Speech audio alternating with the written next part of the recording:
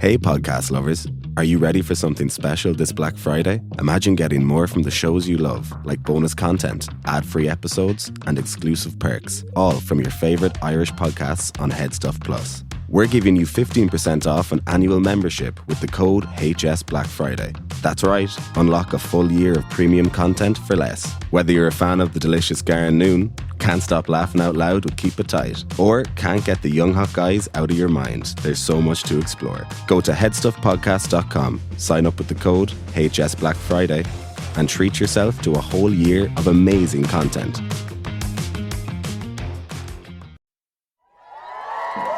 Thank you! I couldn't have completed this project without a little extra coffee.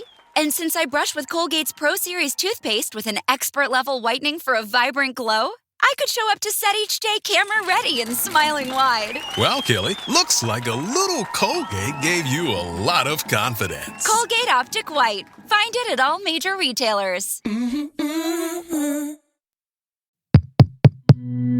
This show is part of the HeadStuff Podcast Network.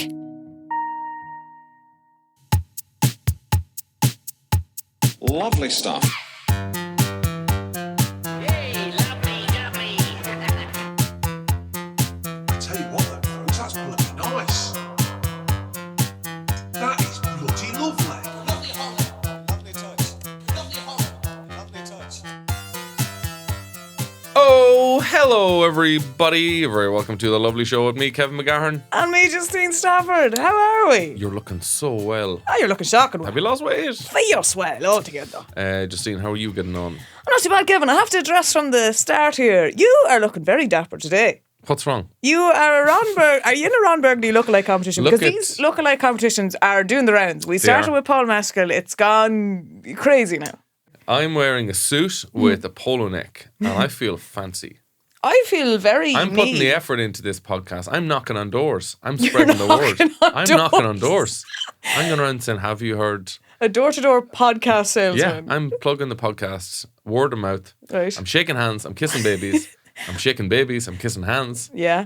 Well, our baby listenership is through the roof. Thanks for all your hard work. Just don't be slagging me just because I'm looking nice, you know? No, I think it's great. That's a good quality suit as well, I must say. Thanks very much. I've got a job after this. I've got a corporate after this, so I have to look fancy. Okay. Is it a daytime one? It's a daytime gig. That's a hard thing for a comedy. Nobody wants to laugh at 3 o'clock in the day. And I find it weird doing gigs in America because they're always The time difference. The time difference. I'm like, I'm asleep, but it's they're always eating meals a lot of the time in clubs, and Yeah. you're like, this is weird. You shouldn't be having a carvery listening to jokes. Yeah. Unless it's the GA, It's some sort annual of medal presentation. dinner dance. And even then, no one wants to hear you. No, you have to look fancy for Yeah. corporates. You can't. Well, I don't. Comedians, in general, don't dress well on stage. But see, that's a very interesting one because I think sometimes you don't. I like to look like who I am.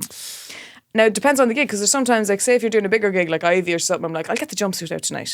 I look a bit fancier. You look like a mechanic. I want to, yeah. I want to look like a joke mechanic. Yeah, going to the NCT. Because in the old days, they used to all wear suits, comedians. Yeah, Richard Pryor. And then, I don't know, I think it was the 90s, everyone just started dressing like an absolute slob. Like Steve Martin there behind you. Steve Gorgeous. Martin, he always wore Great man that for a suit. lovely white suit, like Joe Dolan. Yeah. Maybe that's where Joe got the idea. Do you know what? Me wearing a suit is like, Martin still always wears a suit, but me wearing a suit, it kind of, you're like, is she doing a character? Or is she dressed like a female politician? Yes. Yeah. Doesn't really work as well for really me. work. So I just tend to just dress what I'd normally wearing. Female politicians need a different go-to outfit. Yeah. Like the power suit. They should wear the jumpsuit. I think, the suit Jackie Brown wears at the end with the big collar. Yeah. That's a fucking cool look. Yeah. I think if I was Mary Lou McDonald, I'd be dressing like Jackie Brown. Yeah. Instead, I think the jumpsuit, Hilary fucking ruined the jumpsuit for Did women. she wear the jumpsuit? Or not the jumpsuit, the power pants. Oh, the power suit. Pants suit. Yeah. I was like, geez, I don't think she was in a jumpsuit. No, it was, no, I'm thinking of Joanne McNally. Yeah, exactly. Who, quite frankly, should run. She'd get Has the votes. my vote. She'd get the votes. Absolutely. It's, as this episode drops, it's election day in Ireland. Yes. Decision time. Are you ready for change or do you want things to be exactly the same? Justine, where do you think Simon Harris has gone wrong in the last week? Look, we can speculate a lot. I think TikTok was probably a bad start. Yes, Simon, put down the phone. Put down the phone. You're scaring the children. TikTok used to be cool, man. Come on. See, I'm too old for TikTok, and I'm basically the same age as Simon Harris. This is the thing. I'm really I'm very much on the line with TikTok, and sometimes I'm on it and I'm like, I don't belong here now. But do you feel old in TikTok? I do. Do you feel like an old woman? I wouldn't say an old woman because there's definitely a lot of people my age on it. That's okay. That doesn't make it cool. Doesn't make it better. But I've stopped at TikTok. A lot of sex offenders your age doesn't make it all right. I'm not going to be real. That's another app that I am like, I'm not going on. Be real? Exactly, Kevin. I'm stopping at TikTok. Is this a new one? You've definitely seen people talk about it or use it. It's where you get a notification every single day to be like, you have to take one picture now in the next 15 minutes because it's meant to be like a real representation of you. Oh my God. And I didn't get that because I Mine was like, would be so depressing. No, truly. I think, honestly, people would be like, we need to get her sectioned. Yeah. If they saw my reel be real. But then now you have people faking it where they're like, okay, 15 minutes, God, I need to stage something. I need to run out, buy a coffee immediately. Yeah. I need to go to a concert right now. I suppose it'd get you out of the house, in fairness, if you were trying to keep up that reputation. Yeah, I mean, most people's real 15-minute clips would be just awful. No, it'd be atrocious. It'd be mostly sitting on the couch. Yeah, absolutely. Or scraping porridge off your trousers. It really would be depressing. So I've stopped, and I don't know if any other app for social media, if it comes out, because TikTok is going to be replaced by something soon. I would say I'm not going to get on it. I don't think. I think I'm stopping at TikTok. 100%. I'm getting too old for it now. I'm getting too old for this shit. I really am, and it's scary. But I do think, I'm in love with Bo Burnham and everything that he says about social media and things. And I do think maybe someday we're going to go back to not using it as much. It is, because I think for your career, you have to have it and you have to use it. And it's annoying. It's an annoying thing you have to do. It is annoying. I'm hoping like the next generation will just be so turned off by social media because we did it so much. But I think like that's show actually bands happening. or something. It'd be the equivalent of your child. Like, I'm not going to a fucking show band. That's what my dad used to do. Yeah. No, I do think that might be happening, and it would be great because I just think it does feel, you feel a bit trapped that you're like, well, if I'm not on it, I'm not going to be able to promote and grow. And at the same time, then when I'm on it, I'm like, I get sad, and I see other people doing things. I'm like, God, now I feel worse about myself. Like, I stopped using Twitter pretty much. Yes, same. But then, like, occasionally, if I think of a tweet, like literally once a month, I'll throw it out. And I was on it. I just checked on it last night, and the last tweet I did got 43,000 likes. Wow! And I was like, fucking hell. And the tweet was, I think Keir Starmer, some English politician came out and said that they're not ashamed of British history. Mm-hmm. And I posted the meme of, it's Jerry Seinfeld on the subway next to a completely naked man. Mm-hmm. And the line in the show was the naked man said, like, I'm not ashamed of my body. And Jerry Seinfeld said, yeah, that's the problem. You should be. Mm-hmm. So I just changed body for history, put a Union Jack on the naked man and an Irish flag on Jerry Seinfeld. It did gangbusters. But 90% of the comments were people like Brits going mental. No. But I didn't read them until last night. There you go. So I sent this like a month ago and I had like 200 angry people shouting at me. But because I didn't see them, it actually made me really happy. No, totally. I literally have the exact same thing with Twitter now as well. It felt like farting on an elevator full of people and then just leaving. Yeah. And they're just roaring inside this metal box of my fart. For a month. And then you get back in, you're like, oh, I forgot about that. No, sorry about that fart. That's exactly how I am with Twitter now as well. And that's how I want to do it. That's how I want to be with all of them. Because in the old days, like 3 or 4 years ago, I'd be paranoid.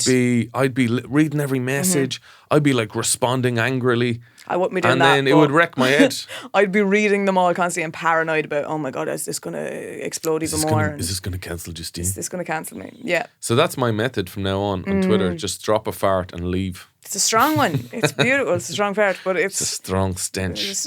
Lingers. But I would love to get to that point. But because there's times, like, say, where I'm like, I go away for a few days on holiday or something, and I feel bloody great when I'm not on them. But then the second I come back, I'm like, oh my God, I've missed out. And oh my God, my career's I'm falling so behind. It's horrible.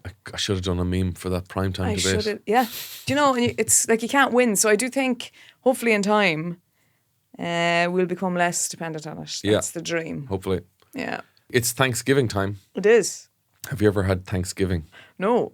I've done a few shoots where we had to do like Thanksgiving snacks and drinks and stuff. Oh, and for cocktails. Tri-Town. Yeah. What are the Thanksgiving snacks? I remember there was eggnog. What is it? Is that like Bailey's?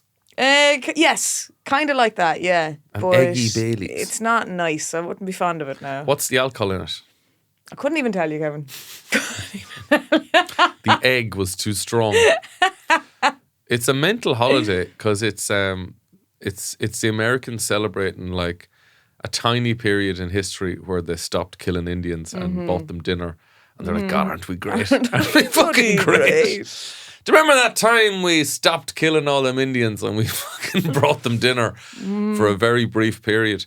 And they celebrate it to this day. But that's like bigger to them nearly than Christmas. Like it's such a huge day for them. Do the Indians celebrate it? Jesus, I couldn't tell you. I doubt it somehow. Yeah. I doubt it's as happy a memory. No, it's like a funeral for them. Yeah, it's like the Germans celebrating. Memorial. Do you remember when we stopped fighting and we played football for a day? Remember we played football? It's a big thing, but isn't it like turkey as well? That's what they have.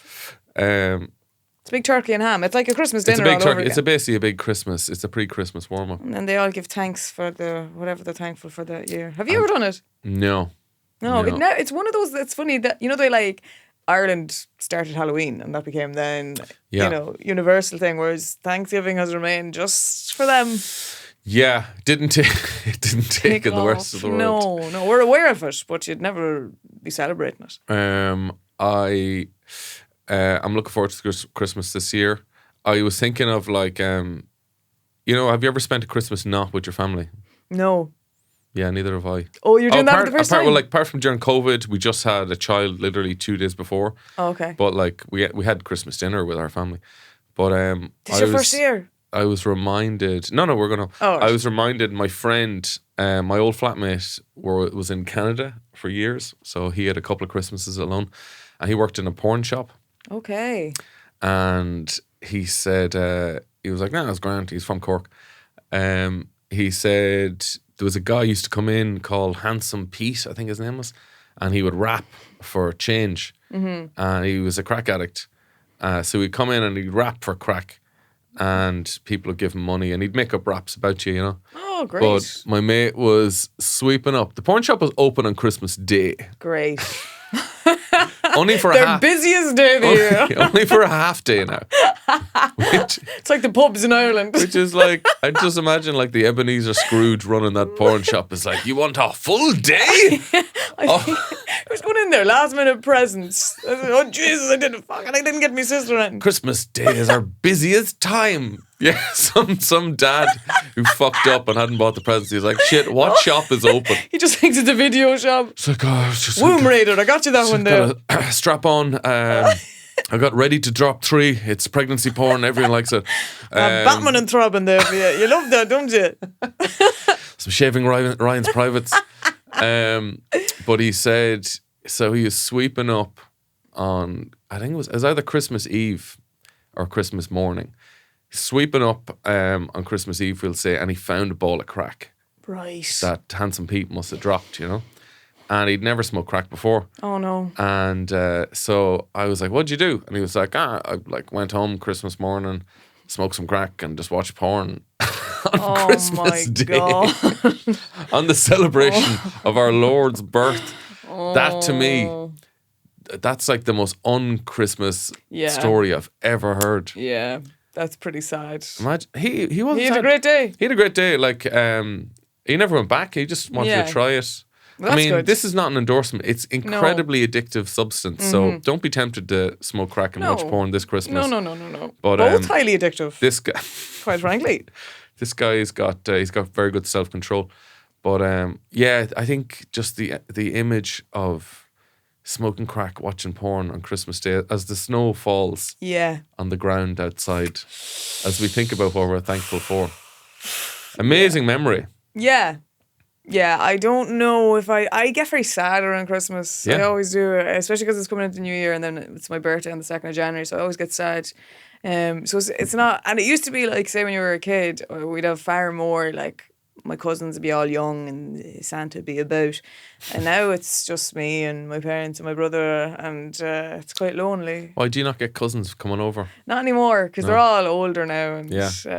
have their own families and crack that they're at. So it's quite lonely. See, when grandchildren are introduced, that'll totally Yeah, revitalise I don't know if that Christmas. day will ever come for me, Kevin. Just even adopt. Can you partially adopt a child For Christmas just Day? For, like a child? It's just for Christmas. Can you adopt just for Christmas and then just hand them back in the new year? That'd be interesting now. The mother and father would be delighted. Oh my God. But see, the dog now at home, like, I buy you presents for the dog for my father, because you can't buy for my father. You don't stand a chance. There's nothing he wants. Men don't need anything after 50. No, I used to buy him DVDs that I wanted. I'd get like The Van or different things. The Commitment. Here, Daddy, I got you The Matrix. Got you The Sims on the PS4, Dad. But I just get presents for the dog for Dad. What's this now, Justine? Poor things. Oh, be God. I'll give this a spin after the dinner. I'll tell you one, my brother last year, I'll never forgive him. He brought home Everything Everywhere All at Once to watch with my parents. Brilliant. Halfway through, my father was like, this isn't a movie. Now, Daddy, are you familiar with the term multiverse? Have you ever seen a man put a blunt object up his arse? I You know this. I spent Christmas in Canada one year working in a porn shop, Justine. I've seen all manner of things. Of all the films you could have picked. And I was like, look, and what were you thinking? You have to be very careful. Like, over Christmas, usually you're in a room full of 9 people, aged between 7 and 70. 80. Yeah. And you have to pick a film that everyone enjoys. There's only a very small amount of films that will please everyone. Number 1, Shawshank Redemption. Yeah. With a bullet. There's nobody on God's green earth doesn't enjoy watching Shawshank Redemption. Yeah. Die Hard, I'll vouch for as well, and it is a Christmas film. Die Hard. I think it's class. Would Mammy wouldn't like She would. Die Hard. She likes Alan Rickman. She likes Alan. She get through it No, just for the Rickman. he's an evil man. He's a bad bastard in it. Yeah. He's bold. The Mother by I watched that Anthem by last weekend. Dumbbelleables will. Yes. Blazing Saddles, I would recommend because Daddy's like westerns, Oh my dad. and it's also a comedy, Yeah, we've watched that one at Christmas. and the jokes are bold enough to still be They're quite bold. fresh. Yeah, they're bold. They're very bold. Very humour. bold now. I actually watched The Mother and Dumbbelleables last weekend just after. Commemorate John. Yeah, absolutely. Yeah. And honest to God, it's so perfect. There's and it's a gorgeous. You know the scene where Pat is in the pub and he's going on, when I think about that man, what they did to him, stood up. But you can see it's one take of 5 minutes, no cuts. John is breaking repeatedly, but then going back into character, and it's amazing because Pat obviously just was ranting anything that came into his head, and it's outstanding. I like when he's describing the salad. He's like, they went out to the field there, a little salad there. A simple old salad. Few scallions. Piece of piece of onion. It's incredible. Piece of pap. I also liked his pouring technique. Whoa, that's gone very dry there, Joey. That's gone very dry. Oh, says Dan. It's incredible. But then I also watched Unbelievable as well, and Joe Dolan comes into it. I'm like, of course my mother is going to love this film. Yeah, that's a good, solid Christmas one to watch. Especially Home this Alone, year, I'd say. I think Home Alone gets everything. Planes, Trains, Automobiles, technically a Halloween film. However, I mean, you can just really apply it to Christmas. No, totally. It's snowing. Everyone's home for a big meal. It's fucking Christmas. John Candy is incredible. John Candy's great in it. Steve Martin, love him. As well, there's one now I'm going to get the parents to watch this year. I'm going to buy it, and thankfully they don't listen to this podcast, so I can't. It's not even going to spoil it for them. But there was a documentary came out last year. So This Is Christmas. Ken Wardrobe of Ken Wardrobe. What I can't pronounce. Okay, I'm going to look up his surname. My God, Ken Wardrobe. It's not wardrobe. That sounds like a name from Toast of London. Ken Wardrobe's casting the new movie. Ken Wardrobe. That's what I said. You said wardrobe. I said drop. We listen back, you'll hear me say a P. But he does a lot of Irish-based documentaries, and it's just really character-based. all characters being themselves. He did one a couple of years ago that was also incredible. I think he could have done the Irish pub. Ooh. Or if not, he did His and Hers, Another One. But anyway, saw it last year. It's gorgeous. Okay, it's that's a good recommendation. Rural areas, characters in it. And it's also sad because they deal with something. And something that I found, and I was talking to him after about this fact, deals with a woman You just word dropped his name there. I did, yeah. Who has an eating disorder and the struggle of that at Christmas. And that was something when I was going through it as a teenager, you never thought of. That like people forget that's actually meant to be one of the happiest times of the year. And for someone with that, it's actually the most stressful and awful. And it's the time where you're kind of expected to eat the most. Everything of the is year. focused around foods. It's not, even if it's the Christmas dinner or if it's the afters, the roses tins comes out. And I was like, and it was dealt with perfectly. Wow. And I just loved seeing that in a documentary because it's one thing, and so many people after seeing it, even at the Q&A, were like, I never considered this as no, of course not. something. And they're like, yeah. Because the dinner is so big, you couldn't even, like if you were feeding the dog under the table, the dog would be dead. Yeah. You would have a dead dog full of turkey. Especially because you're not and the ham. only one throwing scraps to him. He's already exploding with bloody Brussels sprouts before you go near him. But I thought that really... and it's really heartwarming. And there's sad moments in it as well. And like it's like an elderly woman who's alone for Christmas and getting the food delivered over to her. And it's a lovely mix of wholesome laughs and sad. Yeah. I'd really recommend it, but I'm buying it for the parents to watch this year. Cool. I'll probably just watch Blazing Saddles. Yeah, fair. I mean, I like the sound of your depressing Christmas film. Hey, it's wholesome as well, and there's funny bits. But it deals with Christmas isn't all. This is the point, Kevin. Christmas isn't always, and there's so many people. Christmas is not a happy time of year. My granny passed away. Fucking Debbie Downer here, man. I'm trying to have a happy Christmas and put joy out into the podcast. Maybe people feel happy, and Justine's like, there's old women who have nobody and their legs don't work and their hands are their feet. And people have to bring them dinners on a wheel.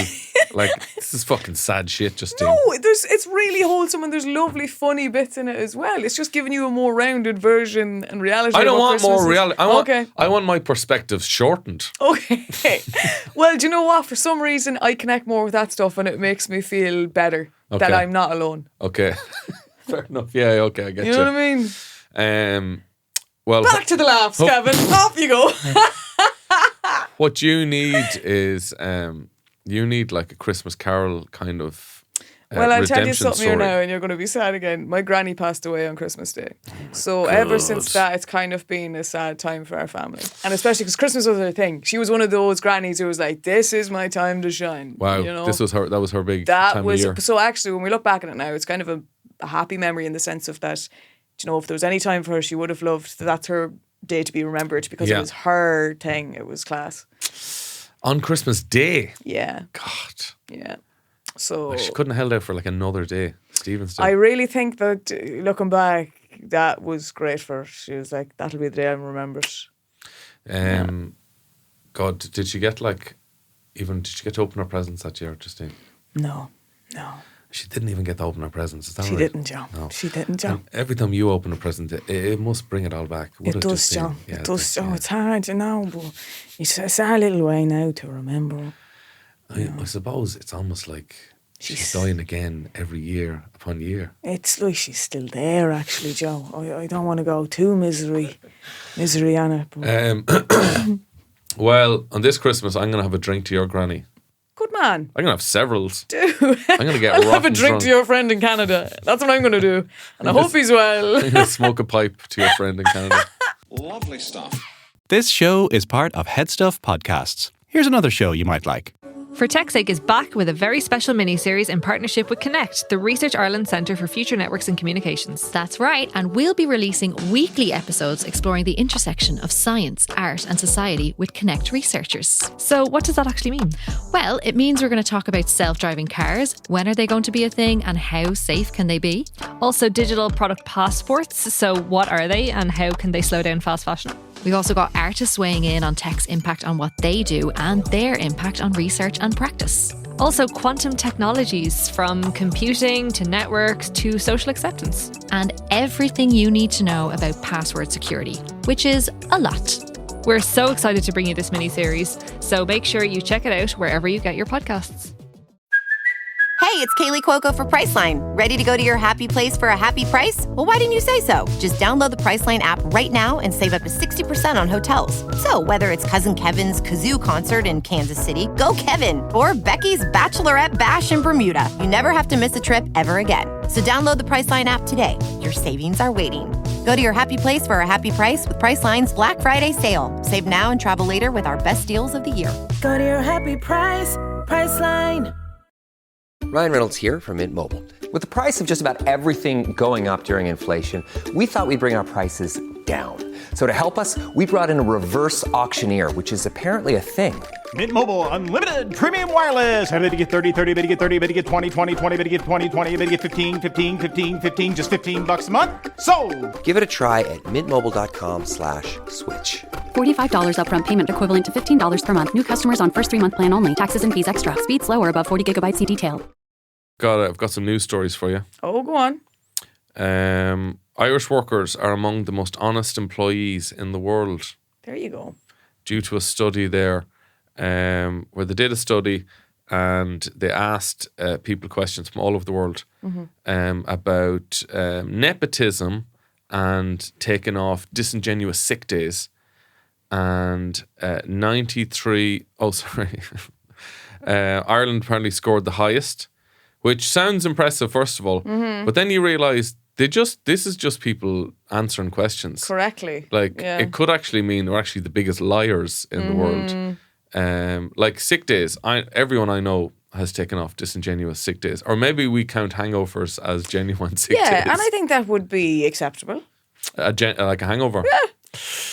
Well, like for a special occasion hangover? Yes, yeah. I wouldn't be doing it. It's like my cousin's christening was yesterday. Yeah. But I'd book it off. What I used to do would be like, well, look, there's no hope of me going to be showing face of a Monday if I'd been at a christening of a Sunday. Yeah. You know, as opposed to waiting and then suddenly having the fear and like, oh God, now I have to pretend I'm sick. What was your biggest lie to get out of work or a commitment? Biggest lie? God, nothing's coming to mind. I'm very honest. I remember in school, once I got a bowel infection.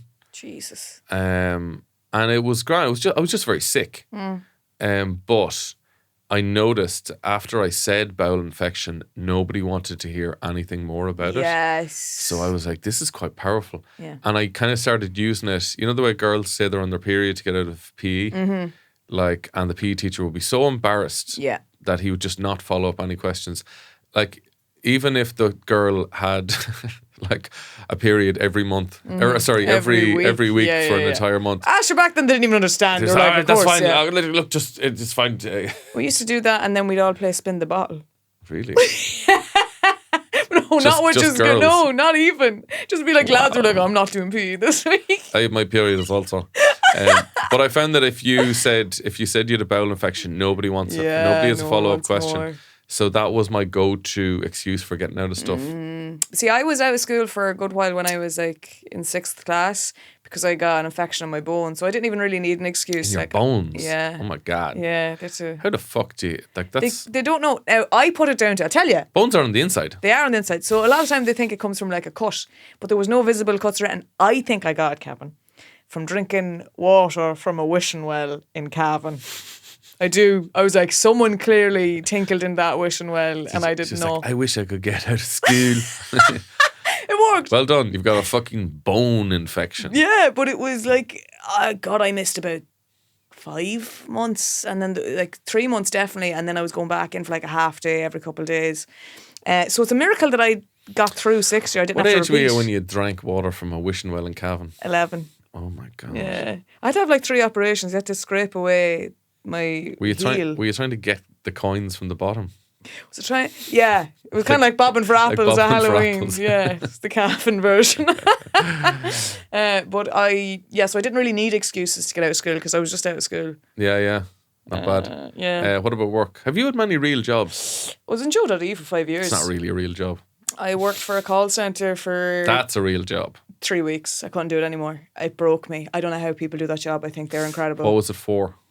Multiple things. So it was like different phone companies in Ireland, but then I also managed credit card companies in America and then heating companies in the UK and random card companies in France. Oh my God. So and are you just dealing with angry people all the time? Yes, who think you caused the problem. And I'm like, trust me. Lad, I'm not going into the server with a fucking screwdriver. No. Like pulling out wires. But then I wasn't a great employee because there was a few elderly people that would just ring me for a chat and they knew I'd chat to them. So they'd ring and they'd be like, is Justine there? Yeah. And they'd be like, I know. But it made me so sad because they were so lonely. There was a lot of people in the UK, like elderly people that were ringing about their, I think they had like a system whereby they would get kind of stamps or whatever to go and get, but it wouldn't work on certain items. So if they tried to buy alcohol, they couldn't buy it. And they'd be ringing me saying, I couldn't get the I'm like, oh God, I wish I could get it for you. I wish I could get this over the line for you because you deserve it. And I know you're a chancer and I love it. But they'd just be ringing me then just to talk because they're like, I haven't spoken to anyone today. And I'd be like, and they'd be like, I took the tablets this morning. I'm like, this is mad. But it made me really, really sad. Do you need to be kind of robotic and unfeeling to do those jobs? And that's why I couldn't last there. It really broke me. Too empathetic. Yeah. Which is why sometimes I question how I'm doing comedy because I find it, even making jokes about certain things, I'm like, oh God, I hope I don't upset anyone with that joke. I'm trying to think what jokes you have that could upset people. No, I tend to make jokes about myself, so it's fine. Yeah. You know? But yeah, I could not last in that job. I don't know how anyone does it. And when I went in, oh my God, some of the people that were starting at the same time as me, I was like, I don't know if I belong here. There was a man. Yeah. Do you remember that meme that went around where a girl had a slice of ham on her face and they posted being like, oh my God, my daughter has gotten this awful skin infection, be wary of Billy Bear hams. It was a joke and the girl was just put a piece of Billy Roll ham on her face. There was an employee there who was like, I'm so concerned about my kids now, I'm not going to let them have Billy Roll ham. And I was like, you know that's a slice of ham on her face. And he's like, no it's not, she's after getting a skin disease. She looks quite happy. He's like, no it's not, she's after getting a skin disease. I'm like, I don't think you should be on a phone with anyone. Like it's like in Batman where Joker releases all this infectious stuff and makes people smile like lunatics. Yeah. Like I want to see that, but with the Billy Roll. But I don't know Billy how... Roll bandit strikes again. I don't know how anyone would have thought that this was real. That I was like, are you sure you should be in a job? What's going on? It was strange. Now Billy Roll was fucking rotten. It was class. No, it was rotten. It was class. Justine. I loved it. I don't like the idea of ham reassembled. Yeah, I do. No. Cut it off the pig and I'll eat it, but don't like mush it up into a face But shape. should they put a load of like flavours stuff into it? It was like corned kind of hams. Yeah. Oh, don't like it. I loved it. Just give me pig. But you know what I hated? I hated the Dairy lunch boxes. That was a cod. They were awful. The ham in that was wet. It was disgusting. Yeah. And the kids that got that, they had no idea how lucky they were. And I was like, because they're expensive beyond I could belief. see you as a child, you know the way people would put like cucumbers on their eyes? I could see you as a child put like wet, dairily lunchable slices of ham over your eyes. It's like, it's very good for your skin. Just let them ham juices just smooth out every crease in your face. I thought they were absolutely rank. They were fucking They rotten. were not. And they're still on the go. I don't know Jake Paul, is it Jake Paul or RuPaul or one of the Pauls? There's Jake Paul and who's the other lad? Jake and is it the brother? I was going to say Paul. Paul. Jake Paul Mescal. Yeah, I can't think of him now, but I know Jake you're Paul and the other fucking Paul. Yeah. He got in trouble because they were marketing like a new type of Lunchables for kids, and apparently it's not very good for you at all. Shocking. The more I hear about that But guy. I still love, you know the clip where Jamie Oliver shows the kids how chicken nuggets are made? Yeah, and then beautiful. he's like, do you still want chicken nuggets? And they're like, yeah. Like, how did you think that was going to go any differently? Yeah, they did look fucking delicious at the end. Oh, they absolutely did. Little homemade numbers. I was like, unreal. Lovely stuff. There's a story I read that I thought you might get a kick out of. So have you heard the whole thing with John McGahan, the Fine Gael TD, who he got in a row in Dundalk. Oh. And it was caught on CCTV, and Fine Gael were pressured to distance themselves from him, and they didn't. But they kind of did a bit. Mm-hmm. Like Simon Harris was asked, like, will you be fucking heading up to Louth to canvas with John McGahan? He's like, so like they didn't kick him out, but they're not fucking in a WhatsApp group or anything. Yeah. But the story I read, I love reading like court transcripts, Irish court transcripts, like are very funny to me. Yeah. Because it's just like an actual dialogue of like small town aggro. Oh yeah. So this happened outside the Rum House pub. Oh yeah, I know in it. Dundalk. Do you? I do. Do you? Lovely. Where there was a man, like I mean, he's a middle-aged man called Mr. White is his name, and his wife Linda. They were leaving the Rum House when I think he was 28 at the time. John McGahan TD put his arm around Linda. Oh. McGahan said he did this in a friendly, jovial manner. That's the quote. A jovial manner. This, bear in mind, this is 2 o'clock, between 2 and 3 in the morning. He throws his arm around her and then he said to the woman, "You're coming with me." Oh my God. So, in a jovial manner? In a jovial manner. He put his arm around another man's wife and said, "You're coming with me." When White, the husband, protested, so Mr. McGahan said, "What's it to you?" And he replied, "That's my wife." Mr. McGahan waved his hand and mumbled some words before the couple went off onto the street. He then said McGahan followed him down the street, grabbed him by the arm and said, "What's your problem with me?" He then replied, "I have no problem with you. Go about your business." Mr. White then said, McGahan said, "Who are you? I don't know you. What's your name?" And Mr. White said, "You wouldn't know me." Mr. White, who gave evidence as the pub and Garda CCTV of the incident was shown in court, said this questioning about who he was continued for 2 to 3 minutes as the couple took shelter from the rain in an alcove outside a pub. This is the most depressing Dundalk story ever. Oh my God. And the couple were waiting for Mr. White's son to collect them. To collect them. So like they weren't a young couple, because a horse that Mr. White owned called Total Demolition won at Fairy House that day. So they were out celebrating because their horse Total Demolition won.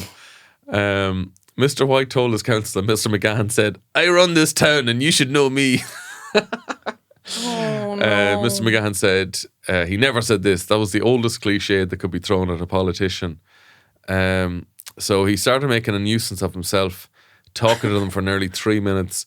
Eventually, Mr. White tried to push McGahan away before McGahan lunged towards him. Oh no. White lunged back and they pushed each other. They fell on the ground. Oh no. McGahan claimed White tried to kick him but didn't connect. Oh my which God. White denied. We're getting the technical terms in here now. He fucking tried to lob the boot now and he didn't connect now. I was quick enough. I'm a purple belt like.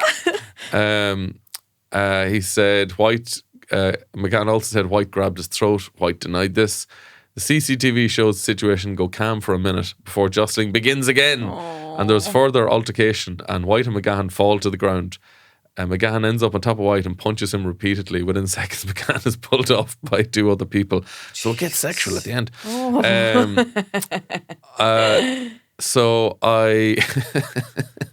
This is sad. So McGahan told the Gardaí, "I ended up on the ground with him throughout this whole process where I then tried to retaliate back. This is all on the ground now with open hand slaps, perhaps 2 or 3 times to the best of my recollection. At this point, someone pulled the 2 of us apart." Like, I fucking love how dumb, how fucking stupid that whole interaction is. It's like him at the end of a football match giving like, "How do you think you performed out there?" "Oh, well, I threw an arm around in a jovial manner and then he didn't connect. Like, that's the way. You can't do anything anymore. No. You can't go up to a woman at 3 o'clock in the morning while she's with her husband, throw your arm around her and tell her, "You're coming with me." Like, what the fuck? But you've seen that happen in every small town as the pubs close. Yeah. Some fucking ham-headed bollocks who is just chancing his arm and just like not respecting people's privacy or personal space at all. And then takes it as an insult and you're like, "Are you for real? I was trying to be sound to you to be like, just walk about your business there and leave us alone, and you're coming back for more." No, I thought you'd get a kick out of that. Yeah, there you go. But it's very annoying. Like, I was away last week and I was staying in a hotel by myself, and it's fucking annoying, Kevin. Like, this lad came up to me, a lad in his 50s, like, and I was sitting by myself, just having a quiet pint, a simple old pint, and he came up trying to chat me up, and I was like, right, okay, and then he went away. But that wasn't enough. Then he had to come back over and like, can I get you a drink? I'm like, no, I don't want a drink. But it also was annoying because he's staying in the same hotel as me. He knows I'm here alone now. And now I have to try and sneak off without him knowing because I'm like, this lad's going to follow me. So I had to just ring a friend and like have a very loud phone call talking about things and scoot off because it's and I'm a very polite person and I hate any kind of interaction or anything. I'm like trying to be nice, but then he reads me being nice as, oh, I'm in here and the arm will be around going, you're coming with me. And I'm like, it won't. It's very, I get very uncomfortable. I can't imagine what it's like to be a woman. It's hard, but it puts you on edge. Like, and I was like, for feck's sake. And I was like, I was having such a lovely, just quiet pint before I went up to my room. This had to happen. I'm like, but there's always something like that. It's very annoying. I think there's a thing in a man's brain. If a man drinks alone in a pub, it means he wants a drink. Yeah. If a woman drinks alone in a pub, she's clearly looking for company. Out looking for a man. Yeah. And it's, I don't know, we need to have some sort of signalling system. No, and because as well, like you like if a woman is out and wants to meet a fella, she should wear some sort of like flashing light. I was wearing a Guinness jumper. For God's sake, and I was drinking a Guinness. I wasn't hardly, I was like, I'm telling you what I'm here for. It's like on my chest. Yeah. I'm literally advertising what I'm interested in, nothing more. Nothing more. Yeah. And then he went over and he was just sitting looking at me then and smiling over. And I was just on edge then. I was like, what did he look like? He was just in a t-shirt and jeans, not overly well dressed. Lad in his 50s, like grey hair. I feel like I can give it a character description here now. I'll draw it for you now. He looks like someone you know, but I'll tell you after. So, so you're on a tightrope here. Like, you don't want to be a rude person. No, that's the thing. But men are fucking simple. You need to really be clear. I'm not interested in talking to you. But that is rude. I mean, the people think that's rude. Look like him. All right. Yeah, but if you're polite, that comes across as, oh, I'm in here. Mm-hmm. This woman. That's the problem. This woman didn't tell me to fuck off. That's the problem. I think she's desperately horny for me. That's exactly what it was. And you're like, but that happens to me often. I'm like, that's obviously not the case. But then I get wary of like, in the back of my head, I was like, does this lad know who I am? No, he didn't, I don't think. Or if he did, Jesus, even weirder. But like, what was his chat up lines? Well, he came over first and he wasn't. So first of all, he's looking over, he's smiling. Yeah. Is he winking? Is he doing this? He didn't wink, no. And he had a headset in one ear. And I was like, is he? Because I was sending him. Headset like a Bluetooth job? Yeah, in one ear. But he was just sitting looking directly over at me and smiling. A little too much of a smile. It was weird, like, and it put me on edge. Then I was like, oh, maybe he's just like looking around and I don't know what. And then eventually I could see it. I was like, this lad's gonna come over. I can sense it now. It was like just starting up, getting ready, building up to it. And then he came over. He's like, oh, I really like your jumper. I was like, great, yeah. I was like, yeah. What if he just talked like that? If someone come over and goes, hi, I don't normally do this, but I was sitting across the bar, I noticed your jumper. Just, do you mind if I get you? Sure. I have a baby powers. Whatever you have yourself. He's like, oh, actually, I forgot I'm meeting somebody else. Bye. Like, can you do that? What are some methods you could do? I know. To reflect somebody like this. Away. Yeah, I know. I need like a signal or something, but I'm very polite. You're too fucking polite. I know, but I sometimes have a warning thing of like, I have a lad from a band as my screensaver on my phone. So sometimes if that flashes up, they're like, who's that? I go, that's my boyfriend. Oh, that's a nice little one. And as well, he's on stage, he's singing. Yeah. Your man's gonna look at that and go, I can't fucking compete with a rock star. Yeah, I know. Even if he's in like a wedding band, that's still cooler than somebody who works in finance. Totally. So I was recently thinking about changing my wallpaper, but then I was like, do you know what? It actually is a benefit. Do you know what you need to do? Have a jumper with a fella. have you with a picture of like 8 kids and just like get all your nieces and nephews together and take a photo where you don't look good at all. And just, you look stressed out. Yeah. And just you with 8 kids, that's your screensaver. Man comes over, light that baby up. And yeah. whatever the opposite of a moth to a flame is. I know, that's because that's always been a helpful one to me, but Yeah. I couldn't open my phone in front of him because I was literally texting my friend this time being like, there's a fucker about to come over to me here now. Yeah. So I was like worried he's going to see texts of me sending about him. What about like if he comes over and he's like, I know I have friends who are fucking phenomenal at, who will literally just say, can you just leave us alone? Or be like, sorry, I'm not interested, will you leave me alone? I'm like, I wish I had that in me. Yeah, but then sometimes it's risky because you can meet some fucking lad yeah. gets aggro then. Totally. So that's the a risk there. But what you want him to get away from you without anger. What if you were like, I'm just in Drogheda there, I'm into the hospital and I have an old bowel infection there. The doctors are doing a few tests. So to be honest, I've been given, the reason I'm drinking Guinness, they want a stool sample in a half an hour. So I'm trying to load in. I've just ordered a chili con carne and I have 4 pints of Guinness on the way. You wouldn't drop me down to Drogheda Hospital, would you? Like, what's something that you want him to go like, all right, love, have a good night. I'm out. For that reason. Maybe even if you just told me that, maybe. If I just did that. What's the most unattractive accent you could do?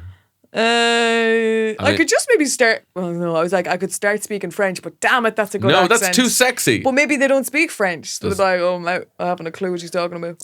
Yeah, but they'd be like, oh, I can still make this work. Yeah, Duolingo. I'll get out Google Translate. Yeah. Voulez-vous coucher avec moi, Mrs.? Like, that would not turn a man away, turn an Irishman away. Damn it. I'm telling you, man. Yeah, I need to go. Baby's on the phone. Yeah. Rough Drogheda / Cavan accent and tell them you're just about to give a stool sample at the hospital. That's why you're eating chili and drinking pints. Yeah, okay. I'm going to take some notes. I need to get better at that. If you have any suggestions, listeners, please do. How get in touch. do you get a lad to not talk to you in a bar if you don't want to fucking talk to a lad in a bar? Yeah. And it's fine when I'm with people Get because creative. I always have a friend who's very good at being like, can you just leave us alone now? But it's when I'm on my own, I'm exposed and I'm weak. There's a guy, I saw a guy on TikTok, he's like a big American dude, and the caption was like, if you're a woman in a taxi, just play this video out loud. And it's just him going, hey baby, yeah, you're on the way home, great. I'll see you in like 10 minutes. I'll be waiting at the door. Oh, and he just sounds amazing. he sounds like a huge man. Yeah. And that's like a tactic women are doing if they're ever feeling scared in a taxi. It's not a bad idea. I sometimes they ask what you do and I say I work in revenue and then they go silent. And that's one that I've used. That's very Nobody good. wants to talk to anyone in revenue. No. What do you work at yourself as a cash in hand, is it? What's your name again? What's your PPS number? No, I've used that one. What if you ask somebody their PPS number like immediately? Stop. That would scare me. Oh, totally. Absolutely. Backing out of that. Maybe that's what I just say to a guy that comes over to me. Yeah. What's your PPS number? Maybe I just tell everyone I work in revenue. It's a good method. Unless what if you met somebody in revenue then? Oh, God. But that's a good one. I must look up that guy's video. I think that's what I need. I just need some things pre-prepared. Yeah. Or, sometimes talking to bar staff as well. Yeah, I mean, there's some systems in place where if you ask for a specific drink or ask is someone in tonight, they'll call you a taxi, which is wonderful to have. Because there are just times it's awful that this still exists, but it's great to have options available now, and it's become more a thing that more people and places are able to facilitate and help. Now, the opposite of that, what if a lad is to flirt with you in a bar, what is the right way of going about it? Okay, this is interesting. Yeah, because it's a thing a lot of the time. Because there is situations where somebody you might like is looking at you in a bar. So here's the thing. I'm trying to think of the last time this has happened to me. I'd say it's about 3 years ago, where there was someone randomly in a bar that I could see looked at me. And I looked at him and I gave like a smile. So that's your first indicator, okay? Okay, gentlemen. Yeah. Listen up.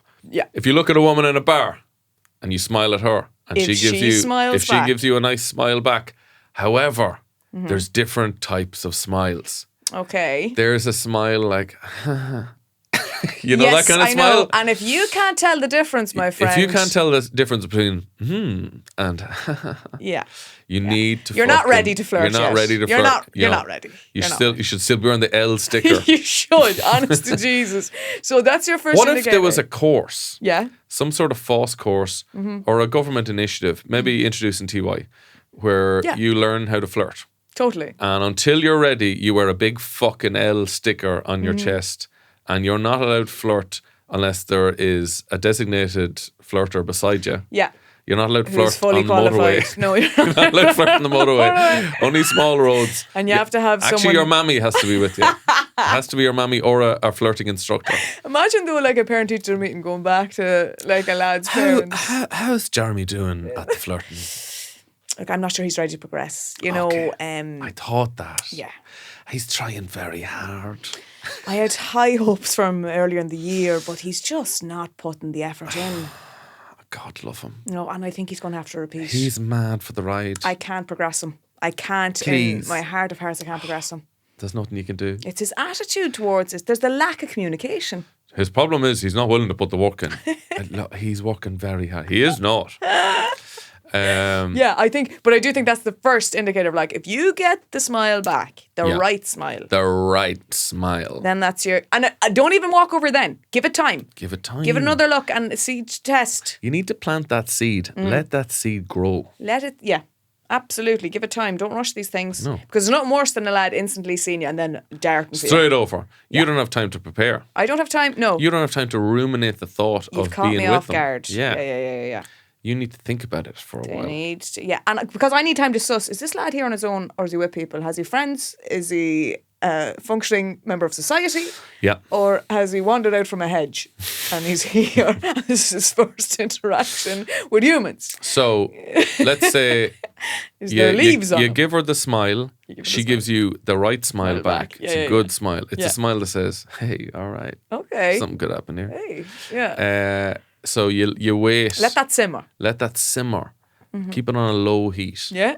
Till you see them little bitty bubbling away. You keep enjoying your night, I keep enjoying mine. Because then I'm also saying, so he's not focused on one goal here. Very good. I'm here, I'm having a good time. And you're seeing he's interacting with other people. He's charming. Yeah. He's making people laugh. He seems like sound crack. Here is the thing, Kevin. This is where you can go wrong with it. If I see him throwing that smile out at multiple women, good night and good luck. No, if he's throwing out seeds like Johnny Appleseed, he's like, is there any goers? You're out. Yeah, you're out. So you don't feel special then. No, so I need that time to see, is this focused on me or is this a lead chance in his arm with anyone? Mm-hmm. So when I see that over time as well, I'm like, okay, we got something cooking. Okay, so some time has passed. Mm-hmm. I mean, between 20 minutes and 2 hours, really. Yeah. A good long simmer. Yeah, but not too long. Not to the point where both of you are too drunk. Yes. And then he comes over. Yeah. What's a good in? It's like, hey, I like your jumper. I like your jumper. Where'd you get your shades? What's your hairstyle? I do like to go like, hey, I can't help but have noticed over there and like. Oh. Nice. I can't help but have noticed. You're quite a striking woman. Yes, some little compliment, and then like, could I buy you a drink? Okay, classic. Love a little drink. Yeah, pretty classic. Yeah. Short conversation. Like, should it be short and then leave you again? Keep it simmering again. You see, I suppose there's no hard and fast rules to this. There isn't, because there could be an instant connection. Good crack, but they need to be aware of like, maybe I might just need to dip the toe and give her time to think about it. I don't want to startle her. Yeah. With too much. Like a horse. Yeah. Never approach a woman from behind. You need to approach a woman from the front so she sees you. You'll frighten her. You don't want. You could get a kick. I don't think there is any hard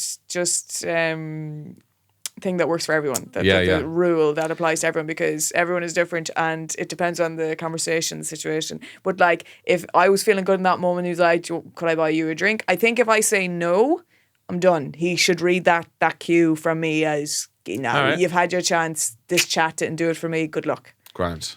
That's how you need to know. You need to know you're out if they're not feeling it. Yeah. A lot of it's down to just reading cues. Totally. Yeah. You need to become an expert cue reader. Some people are really fucking bad at reading It blows cues. my mind. It really does. And you could throw the obvious out at them and it's just gone over their head. I think I'm too sensitive to cues. I think I read cues too well. Okay. I'd rather that than the other way, if I'm honest. Because it's easier to tell someone, no, you're not, you're overreacting, than to tell someone. I get out early. Than to call someone out on, you don't seem to realise that I was telling you. Yeah, I was always bad for that. Yeah. I was always bad for knowing if girls like me or not. Wow.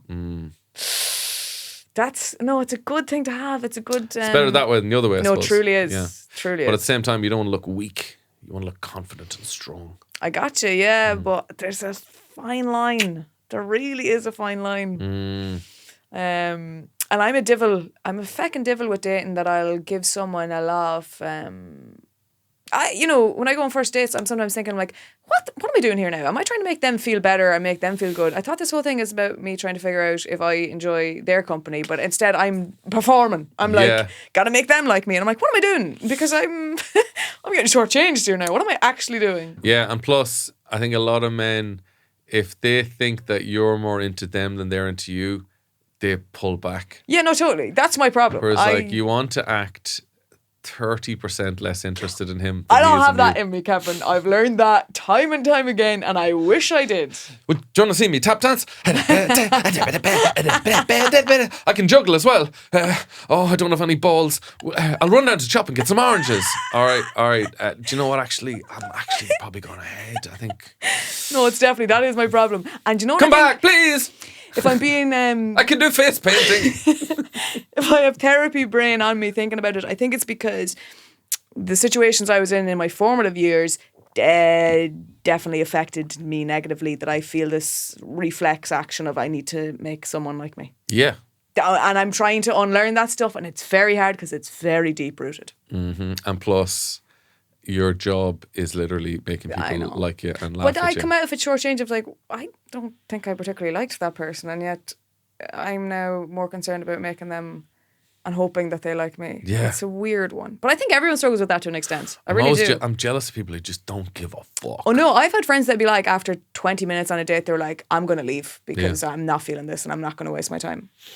Wow, like they're in Dragon's Den. Honest to Jesus, yeah, I'm out. I wish I had more of that in me. Not to that extent, but I do I feel wish... like you'd stay in a bad relationship for years just because I just don't want him to not... I don't want him to go away thinking... Do you know what? I don't like him. I don't know. As in relationships I've been in, I have ended ones because I'm like, I can't do this and it's unfair on them. Yeah. Weirdly, but it's in the early days when I'm like trying to figure out stuff. I'm too lenient, I think. Well... But I've been trying to get better. I've been trying to get better of like saying to people like, I don't know if I like that or I like something more like that. But then I find that then I just get annoyed by being told that stuff. Yeah. So it's very hard to find the balance. I think just say you're going for a bowel operation. Yeah, that's just my cue. Yeah, that's my line now for dating in general. Well, Justine, this has been a lovely chat. It has. Thank you very much for listening in. You've been lovely. You have been lovely, as ever. Please send us any questions. If you have any like agony aunt questions as well. Yeah, get them in. I'm like, Justine's running out of problems to discuss. You'd be wrong. I just don't want to air them here. I have a story for you off air in about 2 minutes. You'd be wrong and you'd be real wrong. You'd be very wrong, sir. I have one. I'm not airing it here, but I'll tell you in 2 minutes. Cool. So yeah, we'd love to help you out with some of your problems as well. Yeah. Send us in some questions. Totally. And like I think we're giving excellent relationship advice. We here. are. We're very informed. Very informed. Very people. Intelligent. Yeah. Because we've made all our mistakes. I have a few more in me, I'd say, but I've made a fair few, yeah. Folks, you have been lovely. Go on, good luck. This has been The Lovely Show. We'll talk to you soon. Good luck.